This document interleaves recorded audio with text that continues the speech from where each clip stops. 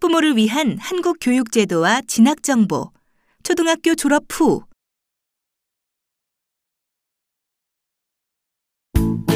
초등학교 6학년에 편입한 보미는 외국에서 살다 왔기 때문에 아직 한국어를 잘하지 못합니다. 그래서 친구들과 이야기하는 것도 쉽지 않고 학교 수업을 따라가는데 어려움이 있죠.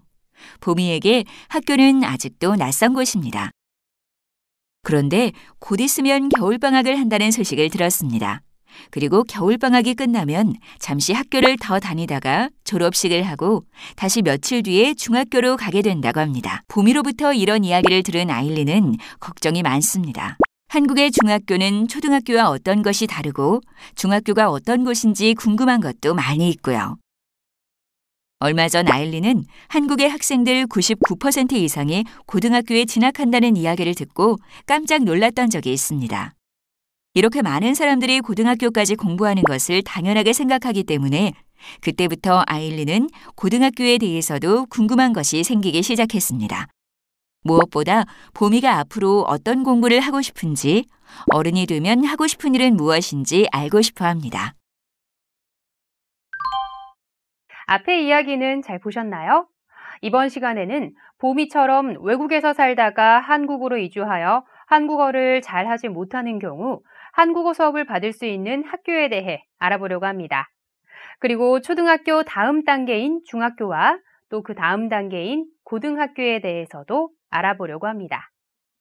끝으로 보미가 앞으로 하고 싶어하는 공부가 어떤 것인지 또 어떤 일에 관심이 있는지를 알아보는 방법도 살펴보려고 합니다. 그럼 시작해볼까요? 그럼 이번 시간의 학습 목표와 학습 내용에 대해서 알아볼까요? 이번 시간에는 다문화 예비학교와 한국의 중학교와 고등학교, 그리고 자녀의 진로 진학 관련 교육부 정책에 대해서 알아보도록 하겠습니다. 그럼 본격적으로 학습을 시작해 보겠습니다.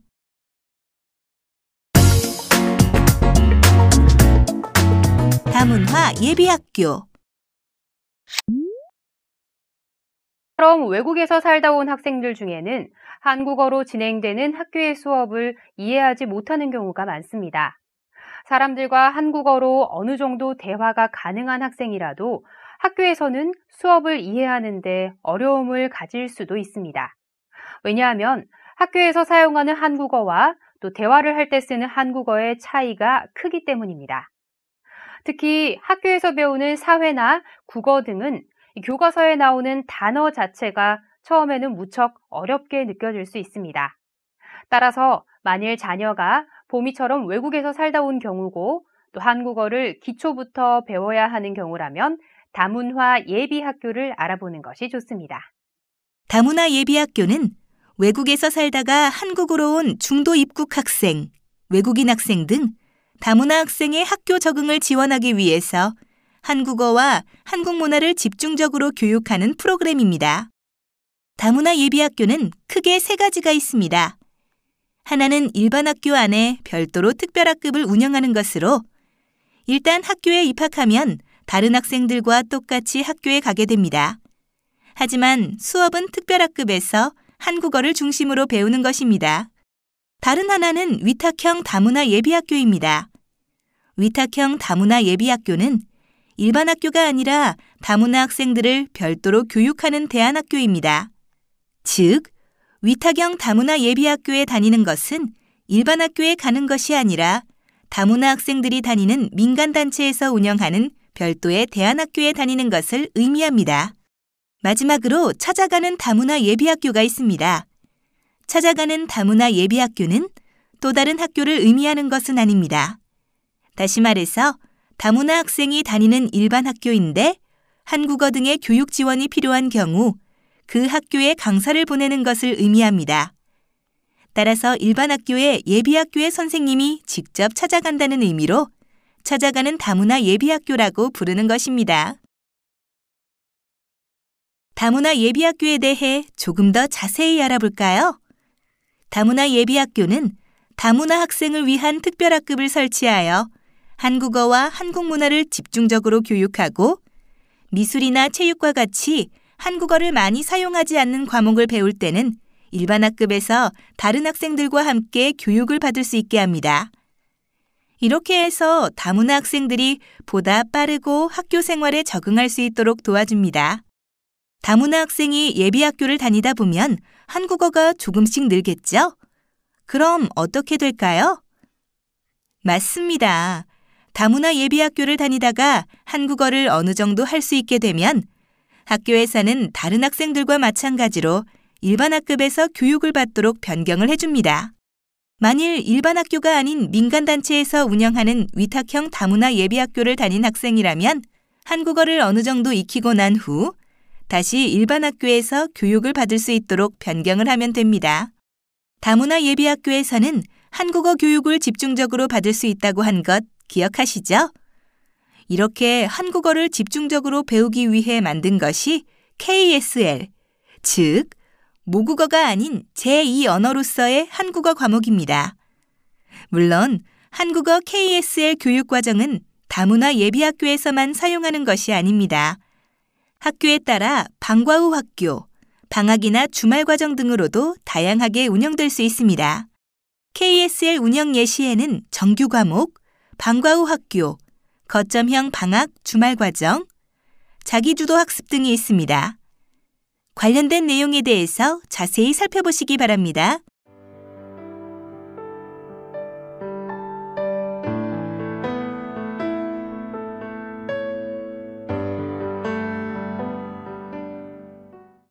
또한 학습 한국어를 어려워하는 다문화 학생들을 위해 교과서에 나오는 단어에 대해 쉽게 이해할 수 있도록 설명해주는 책도 만들고 있습니다.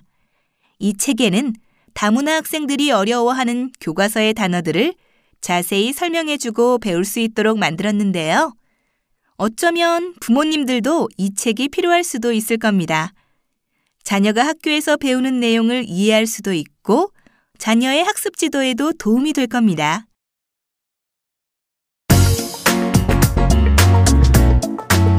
한국의 중학교와 고등학교. 나라마다 학교에서 교육을 받는 기간이 조금씩 다르기도 합니다. 한국은 초등학교를 졸업하면 중학교에 진학하게 되는데 중학교는 총 3년을 다니도록 되어 있습니다. 일반적으로 한국 나이를 기준으로 중학교에 입학하는 나이는 13에서 14세입니다. 그러나 반드시 13에서 14세만 중학교에 입학하는 것은 아닙니다. 오랜 기간 학교를 쉬었거나 외국에서 살다 온 경우에는 15세에 중학교 입학을 하는 경우도 있습니다. 특히 봄이처럼 외국에서 살다 온 경우이고 아직도 한국어가 익숙하지 않은 경우에는 중학교 중에 다문화 예비학교가 있는 학교를 알아보는 것이 좋습니다. 그렇다면 예비학교가 어디에 있는지 어떻게 알 수 있을까요? 2017년을 기준으로 다문화 예비학교는 약 120여 개입니다. 따라서 살고 있는 지역이 어디냐에 따라 가까운 학교에 예비학교를 운영하는 학교가 있을 수도 있고 없을 수도 있습니다. 먼저 살고 있는 지역의 교육청에서 확인하는 방법이 있습니다. 만일 경기도에 살고 있다면 전화번호를 검색해서 경기도 교육청으로 전화를 합니다. 교육청에서 전화를 받으면 다문화 교육 담당자를 바꿔달라고 말합니다. 다문화 교육 담당자가 전화를 받으면 지금 자녀가 살고 있는 지역과 자녀의 나이 등을 설명합니다. 그리고 다문화 예비학교 중 제일 가까운 곳이 어딘지 물어봅니다. 학교를 확인했으면 그 학교의 연락처도 물어봅니다. 전화번호를 확인한 후에 교육청 담당자와 전화를 끊습니다. 이번에는 학교에 전화를 해서 다시 한번 자녀에 대해 설명을 하고 학교 방문이 가능한 시간을 확인합니다. 이때 학교에 자녀를 입학시키기 위해 필요한 서류가 무엇인지 반드시 확인합니다. 해서 다시 한번 중학교는 어떤 점이 다를까요? 초등학교와 달리 중학교에서 달라지는 것이 무엇인지 조금 더 자세히 알아볼까요? 중학교가 초등학교와 다른 점은 여러 가지가 있습니다.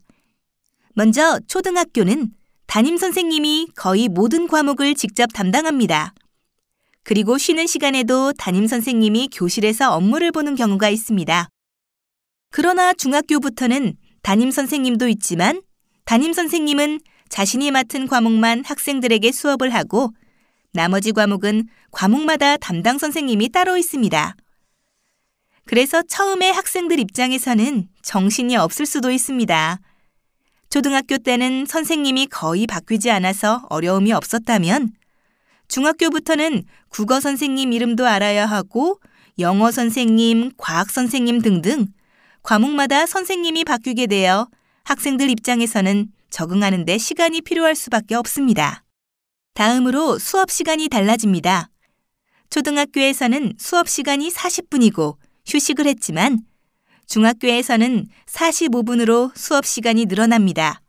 별것 아닌 것 같지만 학생들에게 5분은 엄청난 변화입니다. 왜냐하면 하루에 만일 7교시를 한다면 무려 35분이나 수업 시간이 늘어나는 것이니까요. 수업 시간이 늘어난 것은 그만큼 배우는 내용도 초등학교 때보다 자세해지고 공부할 내용이 많아지는 것을 의미합니다. 그래서 중학교에 진학하게 되면 자녀가 학교에서 받는 스트레스가 상당히 많아질 수 있습니다. 또한 공부를 얼마나 하는지 평가하는 성적도 달라집니다. 초등학교와 다르게 중학교부터는 내신 성적이라는 것이 생깁니다. 이것은 시험 성적과 학교 생활에 대한 학생 기록으로 나중에 고등학교나 대학에 갈 때까지 영향을 주게 됩니다. 여기서 잠깐! 자유학기제란? 최근에는 자유학기제라는 것이 중학교에 생겼습니다. 자유학기제는 학생들이 자신의 진로에 대해 조금 더 진지하게 생각해보고 자신이 원하는 공부가 무엇인지를 알아보기 위해 학교에서 집중적으로 진로에 대해 배우는 시간을 의미합니다. 자유학기제에 대해 조금 더 알아보고 싶다면 교육부에서 운영하는 꿈길이라는 홈페이지를 방문하는 것을 추천합니다. 홈페이지 주소는 꿈길.go.kr입니다. 이번에는 고등학교에 대해서 간략히 살펴보려고 합니다. 사실 고등학교는 중학교와 크게 다르지 않습니다. 그렇지만 중학교에 비해서 배우는 내용이 더 많아지고 앞으로 어떤 일을 하고 싶은가에 따라 선택할 수 있는 학교의 종류도 다양합니다. 함께 알아볼까요? 한국은 중학교와 마찬가지로 고등학교 과정이 3년으로 되어 있습니다. 한국은 초등학교와 중학교까지는 의무교육 과정이라고 해서 특별한 사정이 없는 한 반드시 중학교까지는 다니도록 하고 있습니다. 그렇다면 고등학교는 안 가도 상관없을까요? 법적으로는 고등학교에 자녀를 진학시키지 않는다고 문제가 되는 것은 아닙니다. 그러나 현실은 좀 다른데요. 혹시 한국의 고등학교 진학률이 얼마나 되는지 아시나요? 만일 100명이 중학교를 졸업했다고 하면 고등학교에 가는 학생은 얼마나 될까요? 60명? 70명? 아니면 90명 정도 될까요? 아닙니다. 100명을 기준으로 하면 99명이 고등학교에 진학을 합니다. 사실상 중학교를 졸업하면 대부분 고등학교에 진학한다고 보는 것이 맞겠죠? 그렇다면 중학교와 고등학교의 차이는 어떤 것이 있을까요? 사실 이번 시간에 모든 내용을 다 포함해서 설명드리기는 어려울 정도로 다른 점들이 많이 있습니다. 그래도 보미가 중학교를 졸업하기 전에 부모님이 알아야 할 몇 가지 정보를 소개하면 다음과 같습니다. 우선 고등학교는 중학교와 비슷하게 담임 선생님과 교과목 담당 선생님이 있습니다. 그러나 학교에 따라 교과목이 더 늘어나고 배우는 내용도 조금 더 어려워집니다. 또한 고등학교의 종류가 다양합니다.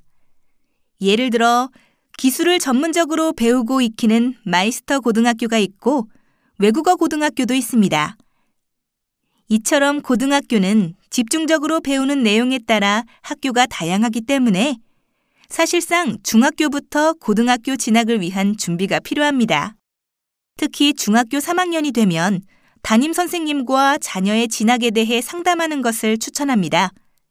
다시 말해 자녀와 부모님이 고민하는 것도 중요하지만 선생님과 상의를 해서 어떤 학교를 선택할지 도움을 받는 것이 필요합니다. 앞서 이야기 드린 것처럼 한국에서는 대부분 고등학교를 진학하기 때문에 고등학교부터는 자녀의 직업이나 진로를 조금 더 고민할 수밖에 없습니다. 따라서 자녀가 어떤 공부에 관심이 있는지, 어른이 되어서 하고 싶은 일은 무엇인지를 함께 알아보는 것도 필요합니다. 이럴 때 도움을 받을 수 있는 홈페이지가 있습니다. 커리어넷이라고 부르는 홈페이지입니다.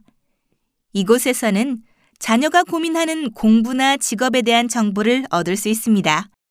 또한 자녀가 마이스터 고등학교나 특성화 고등학교에 관심이 있다면 이에 대한 자세한 정보를 얻을 수 있는 홈페이지도 있습니다. 바로 하이파이브라고 부르는 홈페이지입니다. 끝으로 다문화 학생을 위한 특성화 고등학교인 다솜학교가 있습니다. 다솜학교는 서울 다솜학교와 충청북도 제천시에 있는 한국폴리텍 다솜학교가 있습니다. 이 두 학교는 모두 다문화 학생을 위한 전문 고등학교입니다. 차이가 있다면 서울 다솜학교는 집에서 학교를 통학하는 형태이고 한국폴리텍 다솜학교는 학생들이 학교에서 숙식을 하는 기숙형 학교라는 점입니다. 다솜학교에 대해서는 인터넷에 다솜학교를 검색하면 홈페이지를 바로 확인할 수 있습니다. 자녀의 진로 진학 관련 교육부 정책. 아일린처럼 보미가 어떤 공부를 하면 좋을지 잘 모르는 경우에는 커리어넷 홈페이지에서 자녀와 함께 진로 심리 검사 등을 같이 해보는 것을 추천드립니다. 하지만 인터넷 사용이 편하지 않은 경우도 많이 있으실 겁니다. 이때는 망설이지 마시고 바로 학교 선생님에게 상담을 요청하는 것이 가장 좋은 방법이라고 할 수 있습니다. 그럼 이에 대해 조금 더 알아볼까요? 자녀의 진로 진학과 관련해서는 앞서 설명드린 커리어넷을 활용해 정보를 알아보는 것을 가장 우선적으로 추천합니다. 혹시 부모님이나 자녀가 이러한 정보를 직접 확인하기 어렵다면 지금 다니고 있는 학교 선생님을 통해서 상담을 받는 것이 좋습니다. 그리고 학교 공부만으로 수업을 이해하는 데 어려움이 있다면 대학생 멘토링을 신청할 것을 추천드립니다. 학교에서 대학생 멘토링을 연결해 주는데 대학생 멘토링 사업은 다문화 학생들의 기초학력 향상 지원을 위해 대학생 멘토가 멘티가 재학하는 학교에 직접 방문하여 멘토링을 진행하는 프로그램입니다. 멘토는 한국어, 기초학습 등을 지도하고 학교 생활 및 진로와 관련한 상담도 진행합니다. 실제로 멘토링 참여자를 대상으로 설문조사를 실시한 결과 멘티는 멘토링 프로그램에 대한 만족도가 높으며 공부에 자신감이 생겼다고 응답하였고 멘토 역시 다문화에 대한 인식이 높아지는 것으로 나타났습니다. 필요하다면 대학생 멘토에게 커리어넷을 활용해 함께 진로 진학 정보를 알아보는 것도 좋은 방법이 될 수 있다고 봅니다. 또한 자녀가 한국어도 충분히 잘하고 학교 공부에도 어느 정도 자신감이 생겼다면 글로벌 브릿지 프로그램에 참여하는 것도 고려해 보시기 바랍니다. 글로벌 브릿지 사업은 다문화 학생을 단순히 지원하고 보호하는 단계를 넘어서 적극적으로 다문화 학생의 재능을 육성하는 프로그램입니다. 다양한 분야에서 조금만 집중적인 프로그램을 지원하면 발전 가능성이 큰 다문화 학생을 대상으로 하는 특별 프로그램이라고 할 수 있습니다. 글로벌 브릿지 사업은 2011년에 시작되어 전국의 17개 지역의 대학에서 운영하고 있습니다. 특히 수학, 과학, 글로벌 리더십, 언어, 예체능 등 4개 분야로 구분하여 운영하고 있습니다. 또한 다문화 학생 중 희망하는 경우 직업교육을 받을 수 있도록 직업교육 지원기관, 즉 다솜학교나 특성화학교, 마이스터고를 통해 선호직업 분야 중심의 직업교육 과정을 운영하고 수강학생들에게 수강료, 실습비를 지원하고 있습니다. 직업교육 지원기관에 대한 문의는 지금 살고 있는 지역의 교육청에 문의하면 자세한 안내를 받을 수 있습니다.